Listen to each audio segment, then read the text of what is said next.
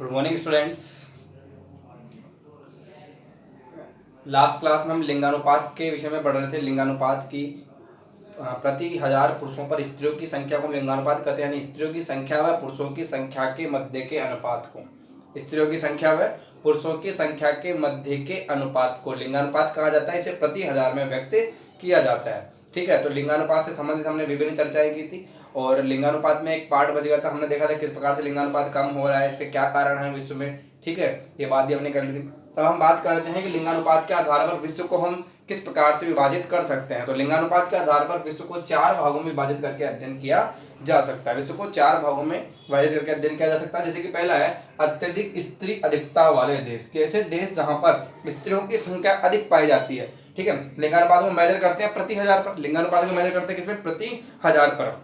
ठीक है, यानी 1000 पुरुषों की तुलना में जहां 1050 से अधिक स्त्रियां हैं, उन देशों को हम शामिल करते हैं अत्यधिक स्त्री अधिकता वाले देशों में। जैसे कि यूरोपियन देश है, ब्रिटेन है, फ्रांस है, ठीक है, जर्मनी है, यूरोपीय जो देश है वो भी इसी में आते हैं। इसके अलावा यूएसए, संयुक्त राज्य अमेरिका और कनाडा की हम बात करते हैं, यहाँ पे भी स्त्री अधिकता वाले देश है जहां पर स्त्रियों की संख्या कितनी, 1050 से अधिक है। प्रति 1000 पुरुषों पर 1050 से अधिक स्त्रियां हैं, तो उनको हम इस श्रेणी में शामिल करते हैं। दूसरा है स्त्री अधिकता वाले देश। स्त्री अधिकता वाले देश, स्त्री अधिकता वाले देशों की हम चर्चा करें। ठीक है, जहां पर स्त्रियों की संख्या कितनी, पुरुषों के मुकाबले में 1000 से लेकर 1050 तक है। ठीक है, यानी कि 1000 से ज्यादा है, 1000 से लेकर 1050 तक है। तो उन देशों में जैसे कि यूक्रेन की बात करें, कजाकिस्तान की बात करें, म्यांमार की बात करें, थाईलैंड की बात करें। ठीक है, यूक्रेन, कजाकिस्तान, म्यांमार, थाईलैंड ये किसमें शामिल है, स्त्री अधिकता वाले देशों में। किसमें शामिल है, स्त्री अधिकता वाले देशों में। उसके बाद पुरुष अधिकता वाले देश। पुरुष अधिकता वाले देश जहां पर क्या है कि 1000 स्त्रियों की तुलना में पुरुषों की संख्या 1000 से कम है।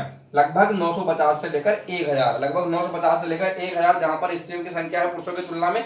उन देशों में ऑस्ट्रेलिया है, न्यूजीलैंड है, चाइना है, कोरिया है और मैक्सिको है, इनको हम शामिल करते हैं। फिर अत्यधिक पुरुष अधिकता वाले देश, यानी जिन देशों में 1000 पुरुषों की तुलना में महिलाओं की संख्या काफी कम है, कितने, लगभग 950 से भी कम है। अगर हम भारत की चर्चा करें तो भारत की जनसंख्या जो लिंगानुपात है 940 या 943 हम लिखते हैं। ठीक है, यानी 950 से कम। ठीक है, अत्यधिक पुरुष अधिकता वाले देशों में हम बात करें जहां पर 1000 महिलाओं की तुलना में पुरुषों की संख्या 950 से भी कम है, वो सारे देश इस श्रेणी में आते हैं अत्यधिक पुरुष अधिकता वाले देशों में। इस प्रकार से हमने लिंगानुपात के विषय में विभिन्न चर्चाएं कर ली। ठीक है, तो हम जनसंख्या संरचना पढ़ रहे थे। जनसंख्या संरचना में हमने पहला जो घटक है आयु संरचना वो कर लिया, दूसरा लिंगानुपात कर लिया।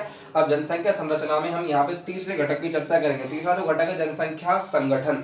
जनसंख्या संगठन यानी जनसंख्या को क्या करना, उसकी पाई जाने वाली विशेषताएं, वो भी कौन सी, ग्रामीण और नगरीय जनसंख्या के अनुपात के आधार पर विभाजित करना क्या कहलाता है, जनसंख्या संगठन कहलाता है। जनसंख्या संगठन में क्या है कि देश की जनसंख्या को क्या करना, ग्रामीण व नगरीय जनसंख्या के अनुपात के आधार पर क्या करना है, ग्रामीण व नगरीय जनसंख्या के अनुपात के आधार पर जनसंख्या को विभाजित करना क्या कहलाता है, जनसंख्या संगठन कहलाता है। अब ग्रामीण और नगरीय कैसे, देखिए ग्रामीण अगर जनसंख्या की बात करेंगे तो कौन से क्रियाकलाप में संलग्न, सारे सारे प्राथमिक क्रियाकलाप में संलग्न है। यानी कि क्या कार्य करते हैं, कृषि कार्य करते हैं, पशुपालन करते हैं, लकड़ी काटने का कार्य करते हैं।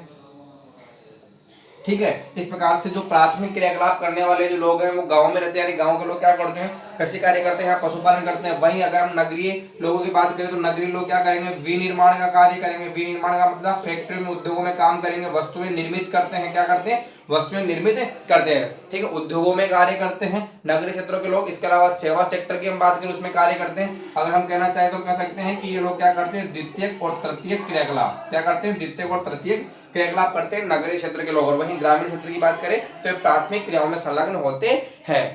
तो जनसंख्या को उसके द्वारा किए जाने वाले कार्य, जैसे कि हम बात करें द्वितीयक, तृतीयक, प्राथमिक क्रियाकलाप के आधार पर विभाजित करते हैं। ठीक है, इसमें रेशियो ले जाता है नगरीय व ग्रामीण, नगरीय जनसंख्या और ग्रामीण जनसंख्या का। इस प्रकार से हम जब अध्ययन करते हैं तो क्या कहलाता है, जनसंख्या संगठन कहलाता है। ठीक है, विश्व की जो जनसंख्या की अगर हम चर्चा करें आज वर्तमान में कि पूरे विश्व की जो जनसंख्या है उसमें 50% से अधिक क्या है, नगरीय जनसंख्या।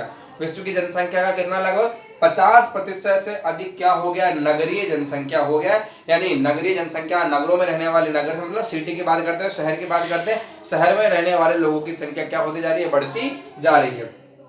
एशिया और अफ्रीका जो महाद्वीप है, ठीक है, ये लगभग पिछड़े महाद्वीप माने जाते हैं एशिया और अफ्रीका। यहाँ पर नगरों में जनसंख्या कम पाई जाती है, लगभग 38% है ना। पूरी विश्व जनसंख्या को 100% मान लेना तो उसमें से 38% कितनी, केवल 38% जनसंख्या ठीक है। यहाँ पे हम चर्चा करेंगे, यहाँ पे 100 नहीं, अगर यहाँ पे हम 100 मानते हैं पूरे विश्व की जनसंख्या को तो 50% से अधिक क्या है, नगरीय जनसंख्या है। वहीं हम बात करें कि एशिया और अफ्रीका की जनसंख्या है, अब एशिया और अफ्रीका की जनसंख्या का कुल जनसंख्या का लगभग 38%, एशिया और अफ्रीका की जनसंख्या का 38% क्या है, नगरीय जनसंख्या। और वहीं हम नॉर्थ अमेरिका जिसमें यूएस और कनाडा जैसे देश आते हैं, और यूरोप की हम चर्चा करें जहाँ पे ब्रिटेन, जर्मनी, फ्रांस, इटली इत्यादि देश आते हैं, इन महाद्वीपों के देशों में क्या है कि उन महाद्वीपों की जनसंख्या, महाद्वीपों के जो देशों की जनसंख्या है उसका लगभग 75 से 78%, लगभग 75 से 78%, 3/4 अगर हम बात करें जनसंख्या है वो क्या है, 3/4 जनसंख्या, लगभग 75% जनसंख्या नगरीय जनसंख्या है। यानी जो विकसित महाद्वीप या बात करें विकसित जो देश है वहां पर जनसंख्या नगरीय ज्यादा पाई जाएगी, और जो देश जहां पर हम कहेंगे अविकसित है या विकासशील है वहां पर नगरीय जनसंख्या का प्रतिशत कम पाया जाता है, और जो देश विकसित है वहां पर नगरीय जनसंख्या का प्रतिशत अधिक पाया जाता है। नगरीय जनसंख्या सन 1800 की बात करें तो केवल 2.5% लोग नगरों में रहते थे, यानी 97.5% कहाँ पे रहते, गाँव में रहते थे। 1960 में अगर हम आंकड़ों की बात करें तो 35% जनसंख्या नगरीय थी, 99 की बात करें तो 45%, और सन 2004 की बात करें तो विश्व की जनसंख्या का लगभग 50%, 48 से लेकर 50% नगरीय जनसंख्या, और वर्तमान में बात करें तो विश्व की जनसंख्या का लगभग 50% से अधिक नगरीय जनसंख्या हो गई है। और इस प्रकार क्या हो रहा है, नगरीकरण बढ़ता जा रहा है, नगरीकरण होता जा रहा है, और सन 2025 तक विश्व की जनसंख्या का 61% क्या हो जाएगा, नगरीय जनसंख्या हो जाएगी। नगरीकरण क्या होता है, यानी नगरीय क्षेत्रफल में भी वृद्धि हो रही है, इसी के साथ साथ नगरीय क्षेत्रफल में भी वृद्धि हो रही है, ठीक है।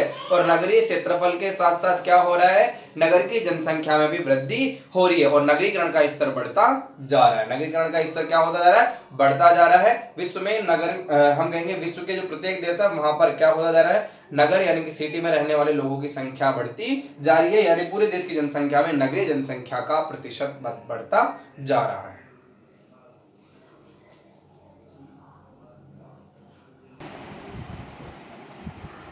आगे हम नगरीय जनसंख्या के वितरण की बात करते हैं, नगरीय जनसंख्या का वितरण, ठीक है। पूरे विश्व में नगरीय जनसंख्या की अगर हम चर्चा करें, कुछ देश ऐसे जहाँ पर जनसंख्या का जो प्रतिशत है उच्च, नगरीय जनसंख्या का प्रतिशत उच्च पाया जाता है, कुछ देश हैं जहाँ पर नगरीय जनसंख्या का घनत्व या हम कहेंगे नगरीय जनसंख्या कम पाई जाती है, ग्रामीण जनसंख्या अधिक पाई जाती है, ठीक है। तो उच्च, इसको हम 3 प्रकार से पढ़कर अध्ययन करते हैं। पहला है उच्च नगरीय जनसंख्या, उच्च नगरीय जनसंख्या कि जिन देशों में कुल जनसंख्या का 60% से अधिक, जिन देशों में कुल जनसंख्या का 60% से अधिक नगरीय जनसंख्या, जिन देशों में कुल जनसंख्या कितना 60% से अधिक नगरीय जनसंख्या, उन देशों को हम उच्च नगरीय जनसंख्या में शामिल करते हैं, जैसे कि यूएसए, संयुक्त राज्य America, Canada, Mexico, Brazil, Australia, New Zealand, Japan, और विभिन्न हम कहेंगे यूरोपीय देश जिसमें आ जाएगा जर्मनी आ जाएगा, ब्रिटेन आ जाएगा, फ्रांस आ जाएगा, ठीक है। ये सारे जो देश हैं यूरोपियन देश, वहां पे भी क्या है, नगरीय जनसंख्या का उच्च प्रतिशत पाया जाता है, यानी पूरी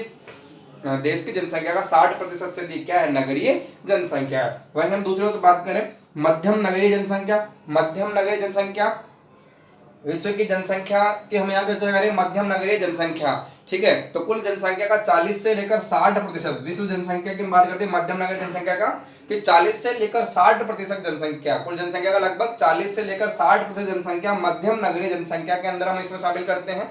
यानी किसी देश की जनसंख्या में 40 से लेकर 60% जनसंख्या क्या है, नगरीय जनसंख्या है। तो उन देशों को हम श्रेणी में रखेंगे, जिसमें चीन की बात करें, इंडोनेशिया है, दक्षिणी अफ्रीका जो देश है, ठीक है, दक्षिण अफ्रीका पूरे महाद्वीप की बात नहीं करें, केवल दक्षिण अफ्रीका देश की बात करें, मिस्र है, वेनेजुएला, यहाँ पर जो नगरीय जनसंख्या है लगभग 40 से लेकर 60% तक इन देशों में पाई जाती है, ठीक है। उसके बाद न्यून नगरीय जनसंख्या की, जिन देशों में नगरीय जनसंख्या का प्रतिशत 40% से भी कम है, जिन देशों में नगरीय जनसंख्या का प्रतिशत 40% से भी कम है, उनको हम न्यून नगरीय जनसंख्या वाले देशों में शामिल करते हैं, जिसमें भारत, पाकिस्तान, नेपाल, बांग्लादेश, नेपाल और अफ्रीकी देश, ठीक है। अफ्रीकी देश में कांगो, नाइजर, घाना, ठीक है, मिस्र, ये सारे सॉरी मिस्र तो मध्यम नगरीय में आ गया। इसके अलावा जो बात करते हैं, ठीक है, गिनी, ये इत्यादि देश किसमें आते हैं, ये सारे के सारे देश आते हैं न्यून नगरीय जनसंख्या वाले, जहां पर क्या है 40% से भी कम नगरीय जनसंख्या पाई जाती है। तो नगरीय जनसंख्या वितरण के आधार पर हम 3 प्रकार से बांटते हैं, जहां पर 60% से अधिक नगरीय जनसंख्या वो उच्च नगरीय में आ गए,